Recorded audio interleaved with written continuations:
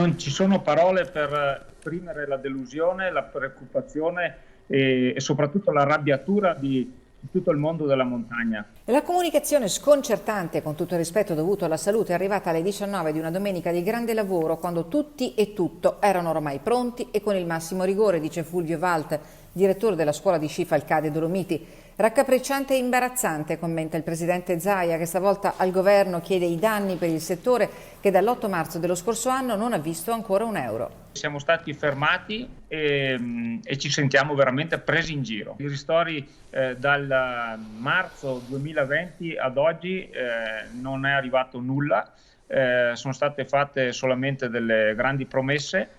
Non ci sono ad oggi delle date certe, e questo noi vogliamo, delle date certe. Dal Colle del Nevegal, dove la seggiovia della Coca Bassa è attiva per consentire l'allenamento dei ragazzini degli sci club, parla Alessandro Molin, presidente di Nevegal 2021. Io credo che stavolta sia stato superato ogni limite.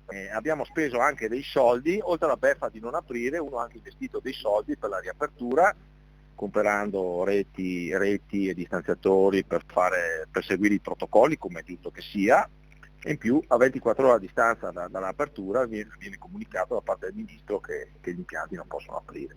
E si moltiplicano in queste ore gli appelli ai due neo-ministri bellunesi, Franco ed Incà, se hanno a cuore la montagna, si facciano sentire. La riapertura eventuale il 5 marzo, un mese esatto dalla chiusura della stagione, rende ancora una volta tutto più difficile. Un segnale importante che potevamo dare alla montagna, a noi, alle nostre maestranze, ma soprattutto alla filiera che sta dietro di noi, penso alle scuole sci, agli alberghi, ai ristoranti, ai rifugi e ai noleggi.